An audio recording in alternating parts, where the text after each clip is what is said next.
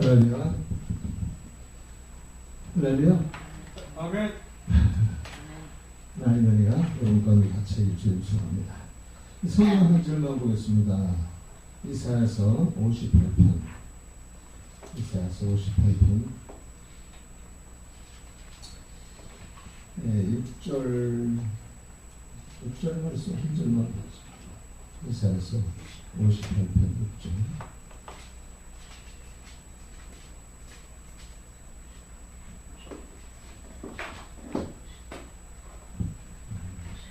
다 같이 한번 읽겠습니다. 시작. 내가 기뻐하는 금식은 심하게 결박을 풀어주며 멍에 줄을 꿀러주며 압제당하는 자를 자유케 하며 모든 멍에를 꺾는 것이 아니겠느냐. 아멘.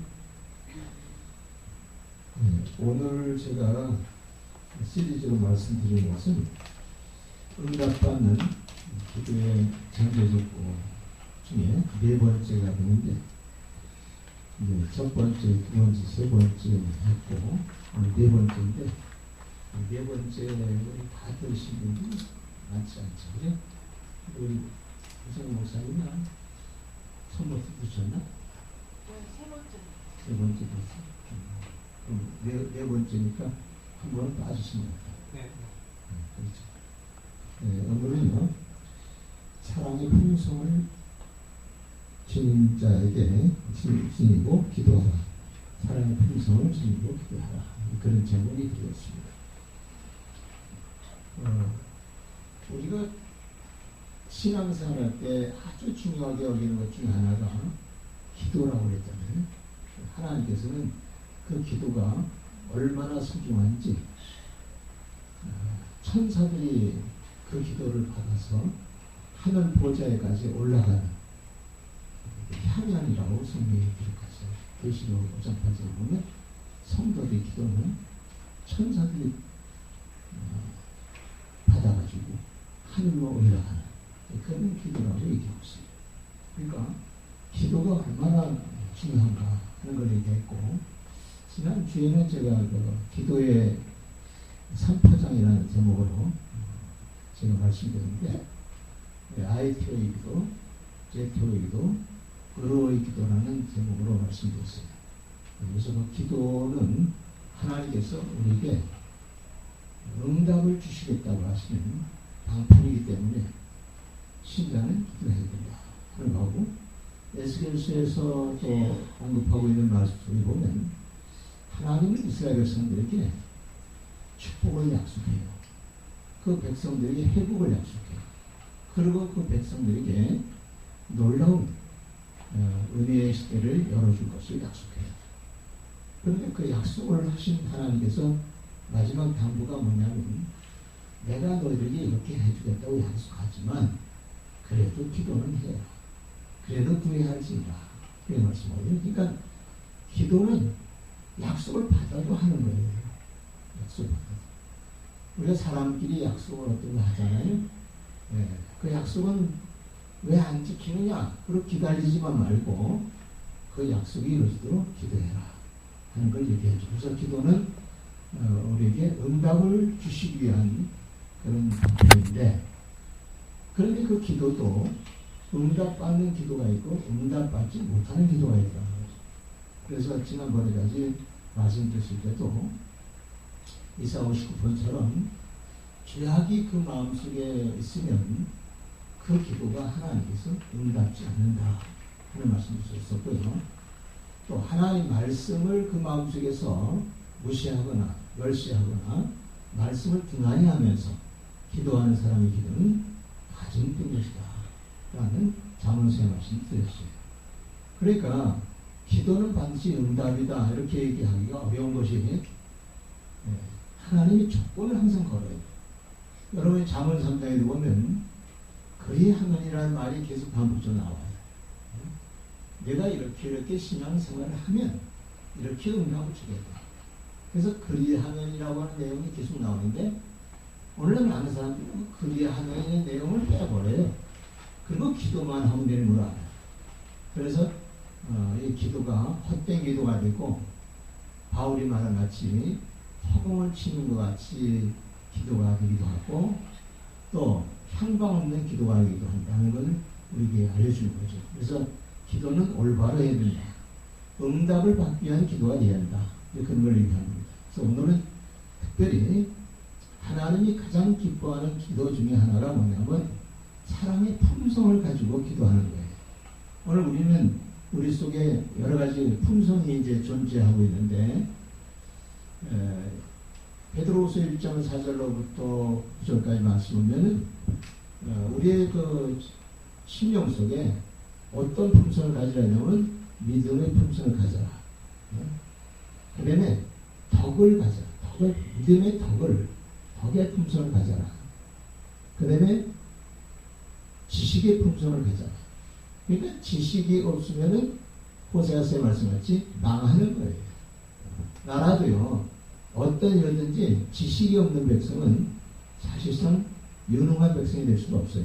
그래서 우리는 좋은 지식들, 정말 우리에게 유익한 지식들을 지식을 많이 하죠.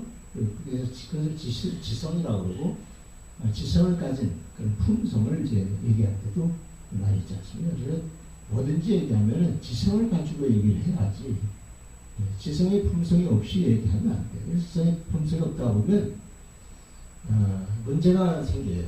뭐가 문제예요? 내가 가진 지식만 가지고 남이 가진 지식에 대해서 이해를 못하는 사람이 많아요.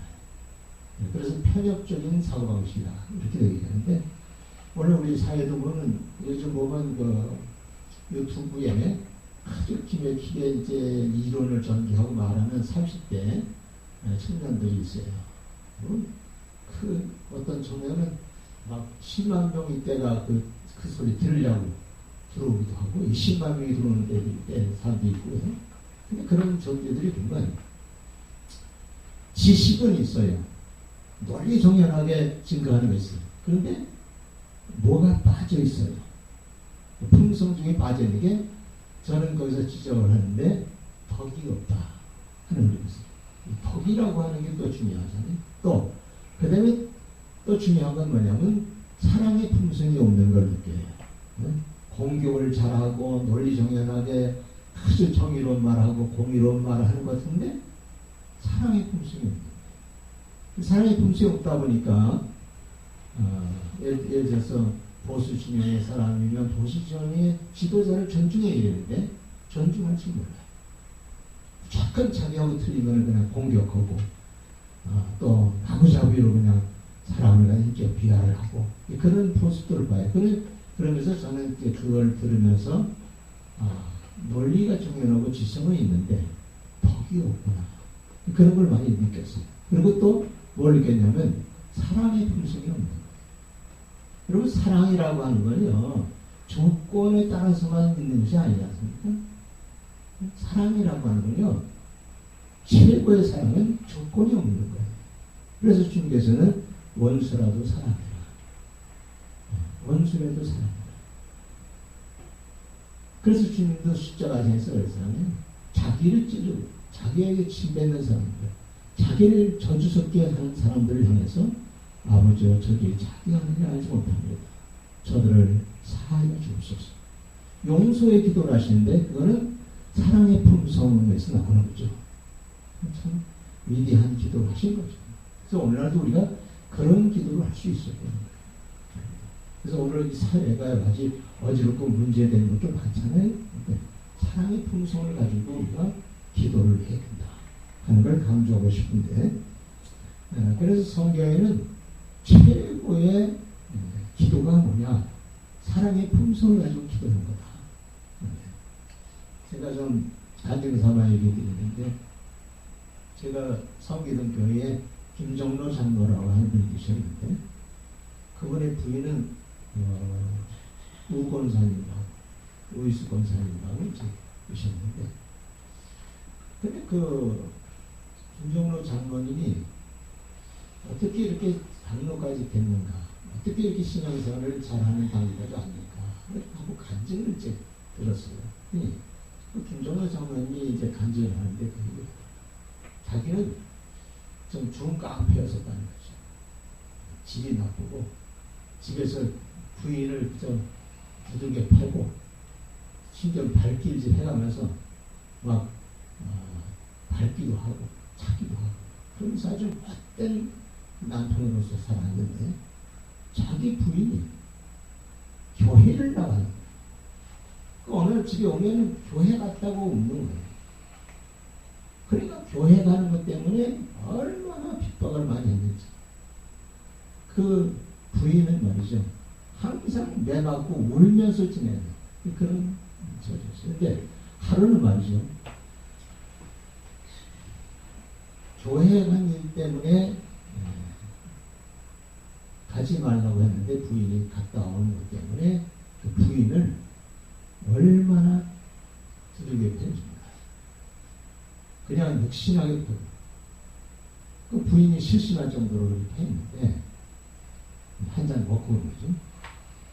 그러고서 이제 집을 나가게 됐는데 나갔지만은 그래도 자기 부인인데 자기가 이렇게 배고 나니까 나가서 너무 미안한 마음도 들고 또 가책도 생긴 거죠. 조금. 그렇게 대들고 항구도 안 하는데 이렇게 막 교회 나가는 것도 깨시니까. 그래서 나가다가 무슨 생각했냐면 내가 이 정도로 패놓고 이렇게 고통을 줬으면 저게 분명히 엎드려서 기도할 거다. 늘 그런 걸 봤으니까. 기도하고 그 다음에 찬송도 두 가지는 항상 들었거든. 그래서 살금살금 와가지고 집에 오니까 진짜 아니게 아니라 자기 말대로 울면서 기도를 하는 거예요. 근데 그 기도할 때 이 김종로 씨가 무슨 생각하고 드냐면 지금쯤은 나더러 하나님 앞에 기도하면서 하나님 이 김종로라는 자가 이렇게 악하게 내드는데 하나님 벌해 주시옵소서 심판해 주옵소서 뭐 그러면서 전 뭔가 정죄하면서 자기 자신에게 저주스러운 기도를 할 것이다 이렇게 생각을 하고 문짝 뒤쪽에서 기도 소리를 계속 듣고 앉았었어요. 그런데 이 부인이 뜻밖의 기도를 하는 거예요. 눈물을 흘리면서 기도하거든요. 하나님 우리 남편 김종로 원래가 나쁜 사람이 아니야. 원래가 착한 사람인데 그가 어떤 어둠의 영에 붙들려서 이렇게 예수 믿는다고 핍박을 하는데 하나님 그 영혼을 불쌍히 여겨주시고 우리 남편 좋은 사람 되고 훌륭한 사람 되고 좋은 아빠 될 수 있도록 하나님 길을 열어주옵소서 도와주옵소서 그리고 눈물로 기도를 하는 거예요. 그런데 그 기도를 한참 들으니까 이 이웃권 이분은 그 기도 속에 막 울면서 뜨거운 마음으로 사랑하는 마음을 가지고 남편을 저주스럽게 말하지 않고 교통사고도 많고 이 세상에 모든 재앙도 많은데 어째 그 남편 그 나쁜 놈은 왜 편안하게 건강하게 지내게 하신답니까? 이렇게 반문하고 기도할 것 같은데 그렇게 기도하는 게 아니라 그렇게 좁히고 그렇게 핍박을 하고 그랬는데도 그 남편을 위해서 진짜 엎드려가고 눈물로 기도를 하는데 바깥에서 그 기도를 들으니까 자기 가슴이 미어지게 되고 그냥 감동이 오더라는 거예요. 그래서 바깥에서 자기는 회개하는 눈물을 흘리며 앉았었대요. 그러고 난 이후에 자기 마음을 고쳐놓고 저렇게 천사 같은 마음을 가지고 저렇게 착한 마음을 가지고 날 위해서 이렇게 기도하면서 부인을 내가 오늘까지 핍박을 많이 했고 그 생각을 하고 그 다음에는 점심을 부인한테 여보 나도 당신 따라 교회를 다녀야겠다고 그래가지고 교회에 나오기 시작했는데 마침내 그 사람이 교회 장로까지 된 거예요. 그러니까 그런 스토리에 대한 얘기도 하는데 그 장로님이 간증하면서 울먹울먹하면서 간증을 하더라. 내가 이렇게 나쁜 놈이었는데 우리 부인의 기도 때문에 그 부인의 기도가 무슨 기도냐? 사랑의 마음을 품은 기도였다. 예수님의 마음을 갖고 기도하는 것 같은 그런 기도였었다 하는 걸 이제 간증해서 얘기하더라고요. 기도라는 건요 그런 기도가 차원이 있는 기도지 진짜 미운 사람 미워하기 때문에 주여 죽여주시옵소서 다리가 부러지게 해주옵소서 망하게 해주옵소서 이렇게 기도하는 것은 이건 저주스러운 얘기는 되지만 참된 기도는 아니라는 거죠. 그래서 참된 기도는 사랑의 품성을 가지고 하는 기도여야 한다. 그걸 이제 알려주는 거죠. 성경에 보면요, 사랑의 품성을 가지고 기도해야 할 것을 우리에게 많이 가르쳐 줍니다. 우리가 제일 먼저 사랑의 품성을 가져야 될 게 뭐냐면은 하나님을 사랑하는 그 품성이 분명하고 그 기도가 분명한 기도가 되어야 돼요. 하나님을 사랑하지도 않으면서 하나님께 어떤 문제를 가지고 기도한다면 그거는 거짓된 기도가 되고 말아요. 우선 하나님을 사랑하고 있느냐가 중요한 거죠. 여러분, 예수께서 제자 베드로에게 제일 먼저 질문한 내용이 뭐예요? 승천하시기 전에 요한의 아들 시몬아, 내가 나를 사랑하느냐? 이 사랑하느냐는 말을 3번씩이나 얘기하십니다. 그러니까 이 베드로가 내가 주님을 사랑하는 걸 주께서 아시나이다. 자기는 주님을 사랑한다는 말하죠. 근데 그냥 원어적으로는 예수님은 어떤 다감파우적인 차원에서 내가 심적으로 날 사랑하느냐는 말을 썼다고 하는 것인데, 이 베드로는 필레오적 사랑, 내가 가진 수준은 친구적인 사랑, 그런 수준의 사랑을 했다. 이런 고백을 한 것을 풀이합니다. 근데 그때마다 주께서 뭐냐면 내 양을 먹여라, 내 어린 양을 먹여라, 내 양을 길러라.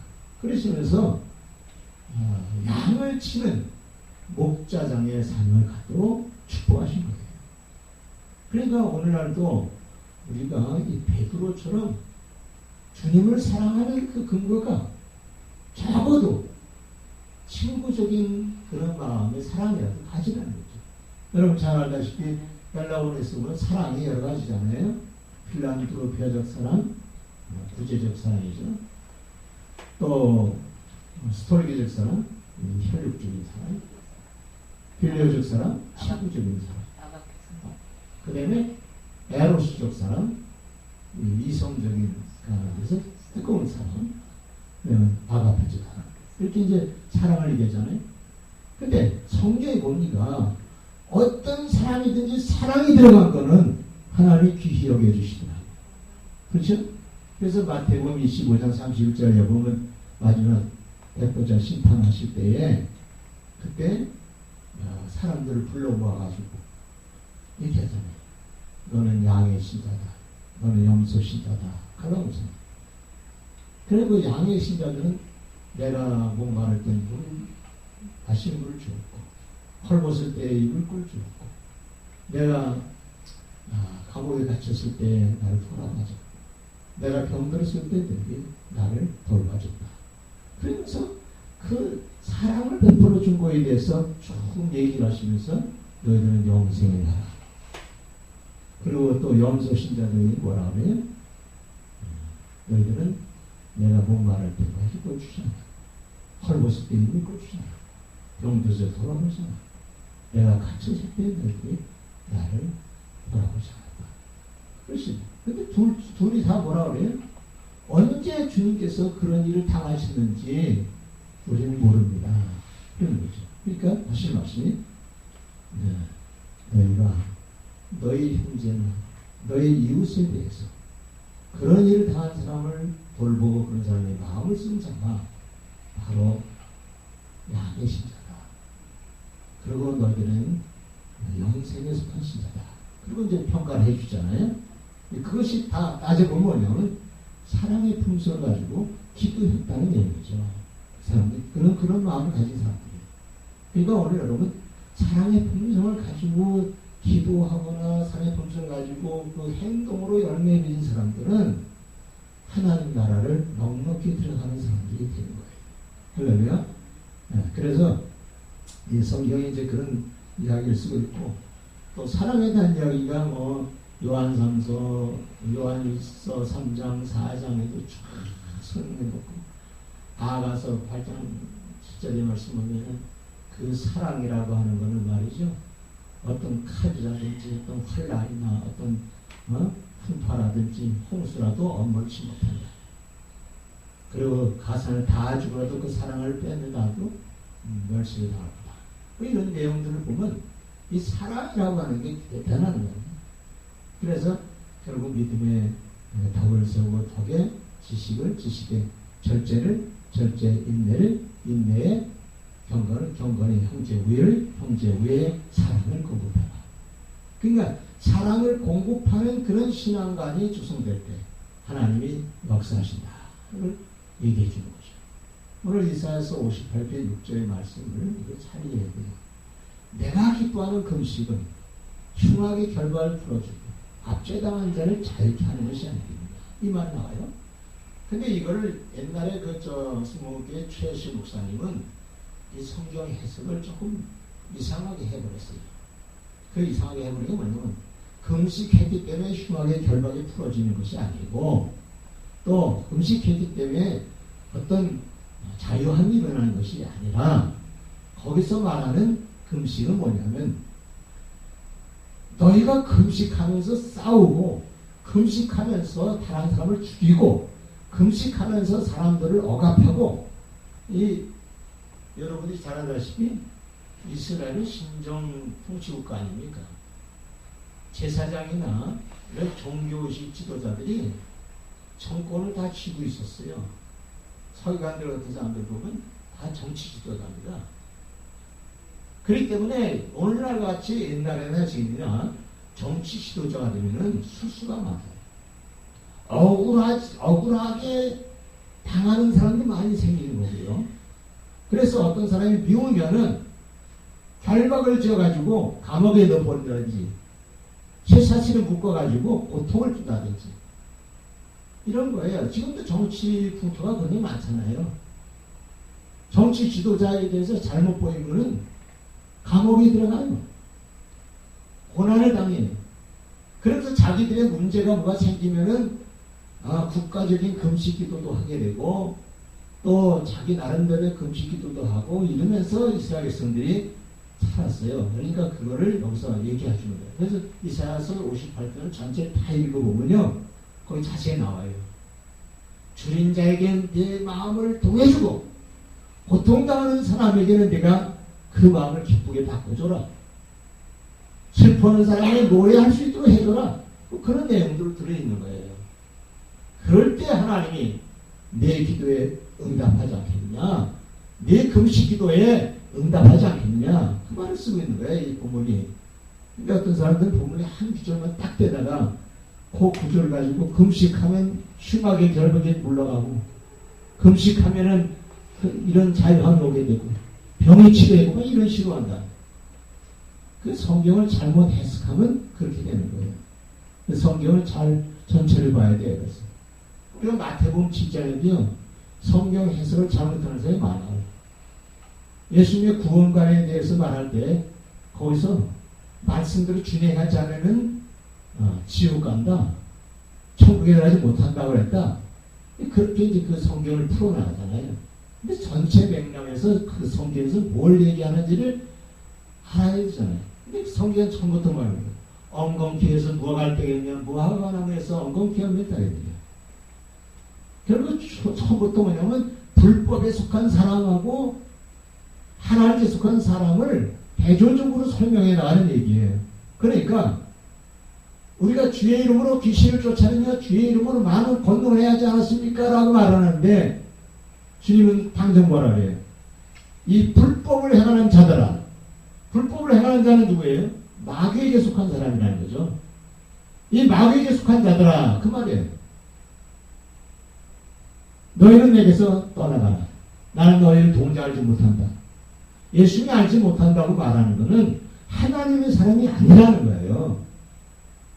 요즘 우리 보면 이단의 사람이고 마귀에게 속한 그런 하나님의 사람으로서의 위장된, 그래서 성경은 양의 옷을 입은 선지자, 하나님의 종이, 양의 옷을 입은 하나님의 종이 역할하는 그런 사람, 그런 걸 다 비유해 얘기하잖아요. 그래서 그런 모습의 사람들이지 그들이 주의 이름을 불렀다고 그에서 하나님의 사람이 아니라는 거예요. 원래가 그 속에는 불법의 영이 지배하는 사람이다. 그래서 마태복음 마태복음 7장의 해석을 전체를 보고 해석해야지. 어떤 규절에 주여주 하는 자마다 다 천국에 들어가지 못하고 이 말 한마디만 가지고 봐라. 주여 한다고 다 천국 가는 거 아니다. 그러니까 어떤 분들은 그거 가지고 그냥 예수 그리스도의 이름을 영접하고 예수 이름을 입으로 시인하고 그렇게 했다 해서 구원받는 거 아니다. 그리고 또 나가는 사람 있잖아요. 그러니까 성경을 전체를 안 보고 부분적으로 보기 때문에 문제인 거예요. 여러분 요즘 뭐 신천지 같은 데도 보면 성경을 전체를 보고 성경을 해석하는 게 아니라 부분적인 규절을 가지고 자꾸 해석해가지고 거기서 더 붙여버리는 거예요. 그러니까 성경을 잘못 해석하는 게 맞아요. 내가 그 계통이 있는 사람하고 토론 한번 썼는데 마태복음 25장에 나오는 뭐 그런 데 비유 얘기라든지 또 뭐 14만 4천 얘기라든지 뭐 이런 얘기. 14만 4천에 대한 얘기는 이방 구원받은 백성들을 상대로 하는 말씀이 아니고 유대인들, 이스라엘 백성들을 상대로 해가지고 마지막 때 구원시켜 나가야 될 사람들의 대상들을 뽑을 때 만들어낸 그 내용이기 때문에 그게 유다 지파가 있고 무슨 지파가 있고 무슨 지파가 있고 해서 12지파를 다 얘기하는 거죠. 근데 그걸 갖다가 그냥 그런 데서 뭐라 그래요? 어떤 사람이 그러더라고요. 목사님은 어느 지파에 속했나요? 그래요. 나는 당군 지파에 속했지. 지파로 말해. 효력적인 지파로 말해. 대한민국, 대한민국 지파. 그때 자기들 마음대로 해석을 한다고 그래가지고, 자기는 무슨 베냐민 지파고, 자기는 레위 지파고, 자기는 또 무슨, 에브라임 지파고, 그래서 참 얘기를 하더라고. 그러니까, 이렇게 성경을 엉터리 같이 다 대입해서 말하는데, 그것은 잘못된 이상이죠. 그래서 그 얘기는 제가 따로 또 할 수 있는 때가 있을 거고요. 오늘은 사랑의 품성에 관계된 내용만 여기까지 더 이제 하고 말씀드릴게요. 우리 첫째, 하나님 사랑하는 품성이 분명해야 돼요. 창세기 22장 12절. 목사님 읽어보세요. 창세기 22장 12절.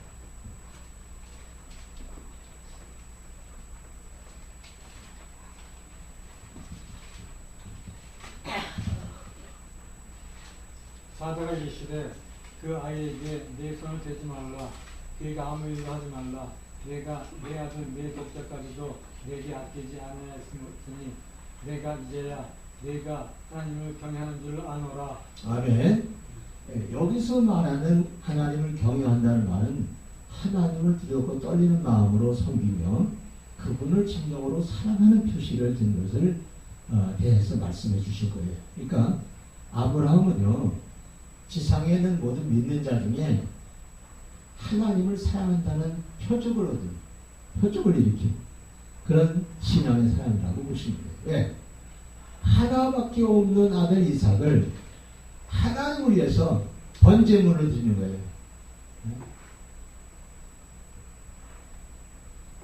번제. 여러분 생각해봐요. 자기 아들 하나밖에 없는 아들을 하나님을 위해서 그 명령을 준행하기 위해서 뜨겁게 타오르는 숯불 위에다가 각을 떠갖고 불로 태워서 그 몸은 숯이 돼버리고 그 연기는 하늘로 올라가게 만드는 게 번제 아니에요? 근데 그 번제의 제사를 아들을 가지고 하라니까 아브라함이 그 아들을 향해서 칼을 든 거예요. 그 칼을 들었을 때 하나님 비로소 아브라함아, 내 손을 멈춰라. 이제야 내가 나를 경외한 줄 알겠다. 이건 뭐예요?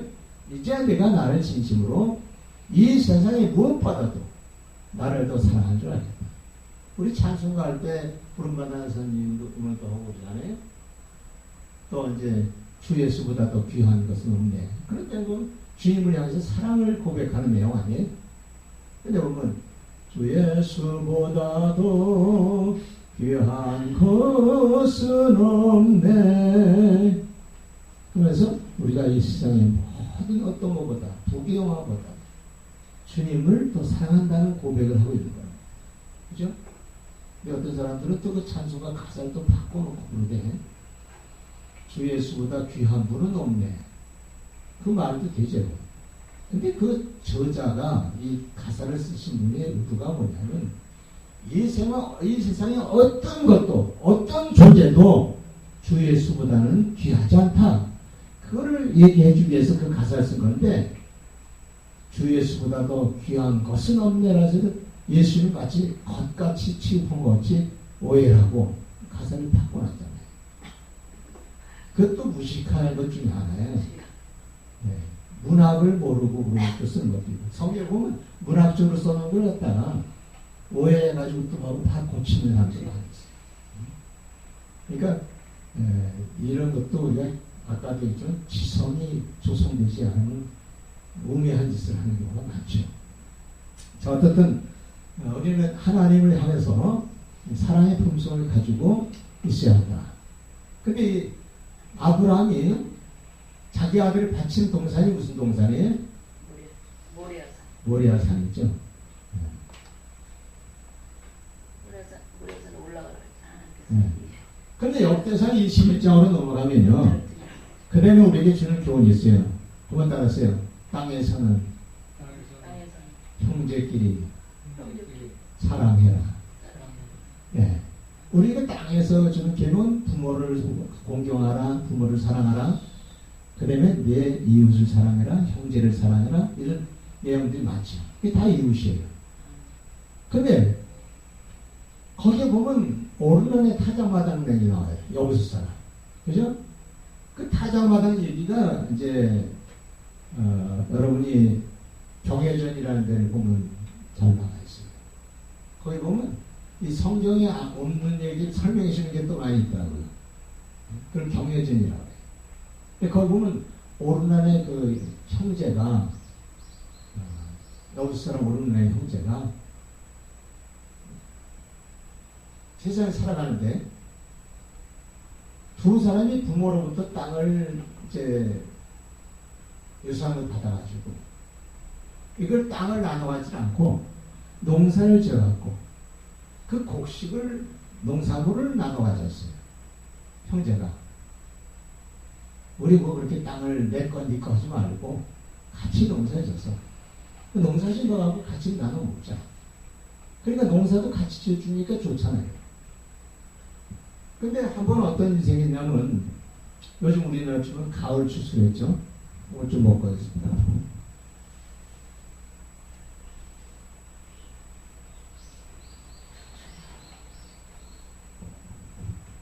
가을 추수했는데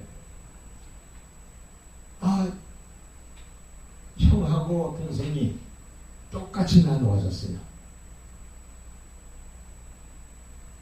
그래서 형은 아래 동네, 동생은 윗 동네 이렇게 이제 갈라서 사는데 그 타작마당에서 타작을 해갖고 갈라서 가지고 갔는데 밤에 잠을 자다가 생각하니까 동생이 생각하기를 그래도 형님인데 내가 똑같이 갖는 거는 도리상 아니다. 형님한테 좀 더 드려야지. 그래가지고 이 동생이 형님한테 더 드리겠다는 생각을 가지니까 마음이 기뻐요. 여러분 사랑이라는 게 뭔지 아세요? 남의 거 뺏는 것이 뺏는 정신이 보통 강한데 더 주려고 하는 생각이라는 건 사랑에서 나온 거예요. 그래서 동생이 형님한테 그럼 더 가져가세요 하고 갖다 드리는 형님이 받을 사람이 아니에요. 형님 성격을 아니까. 그래서 무슨 생각이냐면 왼손이 하나님을 오른손이 모르게 하는 것 같이 형님한테 내가 이 곡식을 형님 창고에다가 더 갖다 부어드려야겠다. 그래갖고 형님 창고에다가 이렇게 짊어지고 가서 부어드렸어요. 그리고 집에 오니까 얼마나 마음이 기쁜지 몰라요. 형님을 더 드렸다는 것 때문에. 형님이 알아주든 너도 그건 관계없어요. 형님한테 내가 더 많은 걸 드렸다. 기쁜 거예요. 근데 그때 또 형님도 형님대로 생각이 깊은 게 있었어요. 왜? 동생네는 식구도 더 많고 살아가기도 더 어려운데 내가 똑같이 가질 필요가 있냐. 동생한테 더 줘야 되는데 형님도 그런 마음을 가진 거예요. 그래갖고 형님이 동생한테 더 가져가라 하면 이 동생이 가져갈 사람이 아니라는 걸 형도 알아요. 그러니까 형님이 그래 내가 몰래 갖다 그 창고에다 넣어줘야겠다. 다 잠자고 있을 때 가만히 갖다 쏟아 부어주겠다. 그래서 형님도 잔뜩 짊어지고 그 동생네 집을 향해 가지고 가서 부어줬어요. 형님은 형님대로 돌아와서 아 내가 참 잘했다. 기쁘다. 그래가지고 두 형제가 각각 편안히 잠을 자고 아침에 일어나서 어제 잔뜩 퍼가지고서 갖다 주시니까 곡식이 푹 들어갔을 거다 생각을 하고 들여다보니까 어제나 오늘이나 동일한 거예요. 변함이 없어. 그러니까 이거 이상하다. 어제 어깨가 진짜 빠지라고 무겁게 갖다가 실어다가 줬는데 어째 곡식이 똑같네 말이에요. 그래서 이거 무슨 착각을 한 건가 내 꿈을 꾼 건가. 어깨를 만져보면 분명히 뻐근하고 그러는데 이상하다. 그래가지고 그 다음날 다시 왜 곡식이 그대로 있으니까 내가 갖다 줬다고 생각했는데 곡식은 그대로 있으니까 뭘 착각한 거다 생각을 하고 짊어지고 이제 어스러운 달빛을 비치는데 그 언덕을 넘어가고 한 사람은 언덕을 내려오고 이러면서 짐을 지고 가는 거예요. 근데 두 사람이 동시에 움직였을 때는 그래가지고 동생은 언덕에서 내려오고 형님 올라가고 그러면서 그런데 누가 짐을 지고 헉헉대고 올라오고 있고 또 숨을 내쉬면서 가쁜 숨을 내쉬면서 내려오는 사람이 있어요. 딱 머리에 스치는 게 뭐냐면 형님인가 보다 동생인가 보다는 이게 예감이 온 거예요. 그래서 가까이 딱 가보니까 진짜 형님이었고 동생이었어. 그러니까 이 두 사람 말이죠. 형님하고 동생이었다는 것을 깨닫고 난 다음에 너무나도 감격스러워서 그 가까운 거리까지 탁 설 때 지게를 내려놓고 형님은 아우를 해서 아우야, 동생은 형님을 해서 형님 왜 이러셨어요? 아우야 너는 왜 그랬냐? 그리고 두 사람이 얼싸안고 기쁨의 눈물을 흘리면서 하나님께 감사의 기도를 드립니다. 뭐라고 해요? 이렇게 좋은 형님을 주신 하나님 감사합니다. 이렇게 좋은 동생을 주신 하나님 감사합니다. 그리고 기도한 그 장소가 타작마당인데 그 타작마당이 뭐냐면 천년을 거슬러 올라가니까 아브라함이 뭐 하는 장소예요?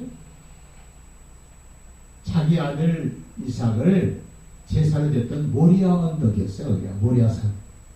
그 모리아산이 지금은 천년이 흐른 다음에 거기가 언덕이 된 거예요. 그래서 거기서 두 사람이 이렇게 됐고 그 장소를 누가 이용하게 됐냐면 다윗이 하나님께 인고조사를 하고 범죄하다가 하나님께로부터 징계를 받게 되니까 그 징계를 용서해달라고 속죄 제사를 드린 장소가 바로 그 장소예요. 그러니까 그 장소를 사가지고 여부스 사람한테 사가지고 드렸어요. 그리고 그 장소가 나중에 가서는 뭐가 되냐면 솔로몬이 예루살렘 성전을 짓는 터가 됐다는 걸 우리 얘기하는 거예요. 그러니까 이 예루살렘이라는 터는요, 성전이 지어진 터는 위로는 하나님을 사랑하는 표적이 있는 것이고 아래로는 사람끼리 서로 사랑을 뜨겁게 한 그런 장소라는 의미가 있는 거예요. 그러니까 교회는요, 예루살렘처럼 하나님을 사랑하는 표적이 일어나야 돼요. 그래서 표가 있어야 돼요. 그리고 사람을 서로 사랑하는 그 표가 있어야 돼요. 나는 우리 한국교회가 좀 서로 사랑할 수 있는, 오르간의 형제처럼 서로 사랑할 수 있는 그런 그 교회의 삶들이 이루어지기를 기도하고 있어요. 그리고 그 교회에서 하나님을 더 뜨겁게 사랑하는 그런 마음들이 예배를 통해서나 찬양을 통해서나 하나님께 드려지는 그런 헌신적인 모습이 있어야 한다. 이걸 강조합니다. 그러면 이런 품성을 가진 사람들이 기도할 때에 하나님은 응답하신다. 그래서 이런 것이 전개되지 않은 기도는 때에 따라서는 허공을 치는 기도, 향방 없는 기도가 되고 만다라고 하는 것을 얘기하십니다. 그래서 성경에는 이 사랑을 품고 있는 사람들의 기도가 하늘에 상달되는 얘기를 많이 쓰고 있잖아요. 여러분 잘 아시다시피 룻기서에 나오는 룻도 그 어머니를 사랑하는 마음, 또 어머니의 백성을 사랑하는 마음, 그런 애국적인 마음, 이런 것들이 그 마음에서 우러나잖아요. 그래가지고 결국은 어머니 하시는 것이 나도 가고, 어머니 주는 것이 나도 가져가고, 그래서 장사될 거. 어머니 백성이 내 백성 되고, 어머니 하나님 내 하나님 될 것이다.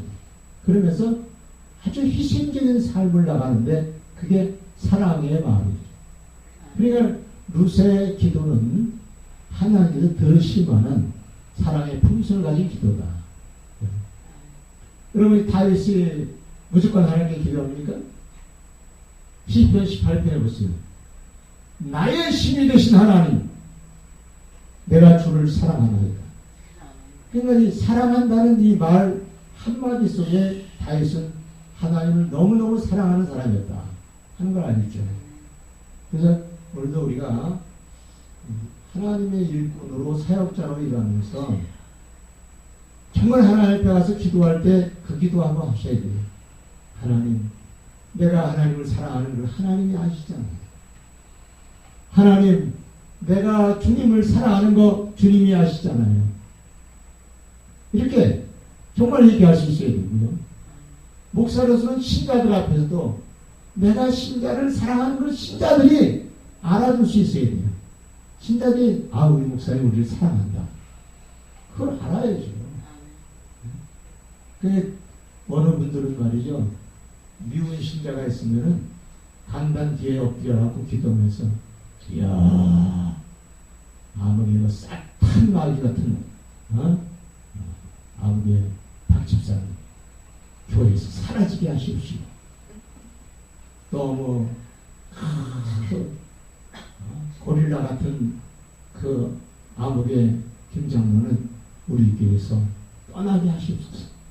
이렇게 기도하는 사람이 있다고 하는 소리 들었어요. 여러분 그거는요 사랑의 품성을 가지고 목회하는 게 아니에요.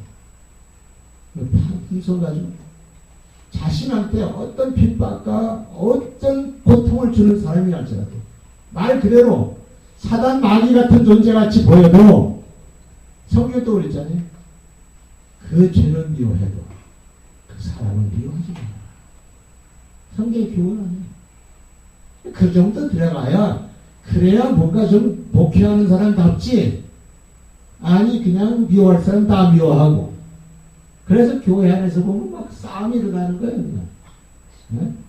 목사하고 장로하고 막 멱살 잡고 싸우는 일도 있어요. 네? 그래갖고 또 싸우고 한 패가 져서 갈라지는 또 교회당을 어디다 줘요? 나간 사람들이 바로 앞에 나가셔요. 건너편에다. 그래서 전국에 여러분 돌아다녀요. 양쪽에 우뚝 탁자있어요. 주일날 되면요, 나 지역에서 한번 집회도 하고 주일날도 한번 지켜본 적이 있는데, 주일날 되면 그 길거리 하나를 사이다 두고 서로 사람들 끌어가는 작업을 하는 거였어요. 만리들. 그리고 서로 저쪽 교회는 잘못된 교회라고 그러고. 그래서 이렇게 우리 한국 교회가 지금 변질되어 있어요. 그러니까 우리 한국 교회에 대해서도 우리가 진짜 기도해야 돼요. 진짜 기도해야 돼요. 하나님께 해주십시오. 한 번 갈라지면은 절대로 붙을 수 없는 거, 화합되지 못하는 거, 이게 병이에요. 엄청난 병인데 뭐냐면 사랑의 품성이 없어진 병이다. 이 사랑의 품성이 없어지면 진짜 말 그대로 마귀 사탄의 역사가 흩어질 것입니다. 계시록 7교회 보세요. 빌라델피아 교회하고 소문나 교회 빼놓고요. 전부 사단 마귀 역사. 바리남의 교회, 또 니골라당의 교회, 사단교회가 지배하는 교회, 그 교회 다 그렇잖아요. 그래서 우리는 하나님, 우리 대한민국의 교회가 정말 사랑이 넘쳐나는 그런 교회가 되고 그런 품성을 가진 하나님의 종들이 사역하는 우리 대한민국 교회가 되게 해달라고 그렇게 기도하시면 돼요. 오늘 사랑의 품성을 가진 기도를 하나님 듣기를 원하십니다. 얼마나 듣기를 원하시는지. 이 세상에 사랑이 없는 거로 탄식하고 사랑이 없는 거로 서로 미워하고 증오하는 그런 모습들이 얼마나 많지. 요즘 우리 한국교회도 정말 여러분들이 말했듯이 문제 많잖아요. 그렇죠? 네. 어떤 분들은 그냥 정치 세력에 대해서 강하게 비판하면서 나오는 사람도 있고, 또 어떤 사람은 그래서는 안 된다는 사람도 있고, 여러 가지 의견이 많잖아요. 그럼 다 들어보면은, 이론을 들어보면, 이론이 다 틀린 게 아니야. 다 맞아. 어느 한편으로 보면, 다 맞는 일이 맞아요. 그래서 마지막 제가 한 가지 생각은, 우리는 모두를 사랑의 품성으로 생각해보고, 기도하자. 나는 우리 대한민국 교회가 지금 여러 가지로 또 위협을 받기도 하고 위기를 당하기도 하고 또 보수 세력은 지금 완전히 땅에 떨어져 버려서 인기를 얻지 못하고 지금 여러 가지 근검전주하잖아요. 근데 제가 하나님께 기도하는데 그 마음을 주시더라고요. 저는 이 정부를 향해서 기도를 하는데 그 마음. 이건 내가 받은 레마예요. 그냥 지금 정부는 지금까지 잘못 살아온 교회와 또 정치 지도자들, 보수 정치 지도자들이 그들의 잘못된 죄와 부패와 모든 것에 대해서 하나님이 심판하기 위해서 막대기로 누구를 쓰듯이 채찍으로 누구를 들어쓰듯이 그 성경에 많잖아요. 아말렉을 들어서 치기도 하시고 암몬을 들어 치기도 하시고 기브온 백성들 가나안 백성을 들어서 치기도 하시고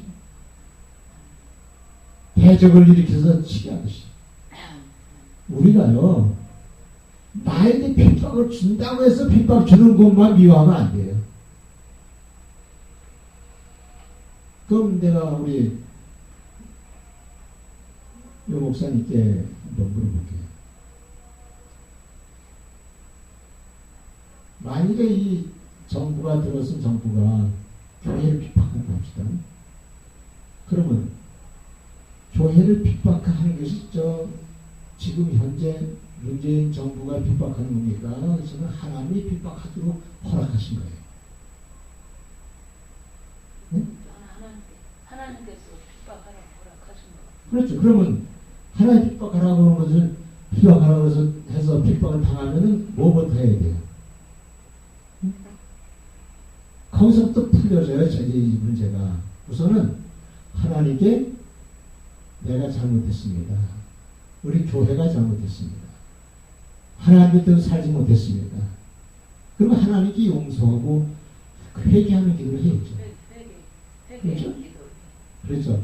그런 다음에 하나님이 회개 기도하고 그 문제를 향해서 해결할 길을 찾으려고 하면 하나님이 길을 열어주는 거죠. 네, 성경 본문 보면 그렇게 돼 있어요. 그래서 이스라엘 백성은요 바벨론에 그렇게 들어가서 친 바벨론 파가 돼갖고 거기서 장관하고 거기서 뭐 이렇게 지내고 그런 사람들도요 이스라엘 백성들은요 선자를 통해서 무슨 소리를 들었어요? 너희가 지금 바벨론 백성 바벨론 나라에게 짓밟히고 나가고 자유를 억압당하고 고통을 당하고 있는 까닭은 너희가 하나님을 버렸기 때문에 하나님을 뜻을 안 살았기 때문에 그런 것이니 하나님께 회개하고 하나님께로 돌아오라.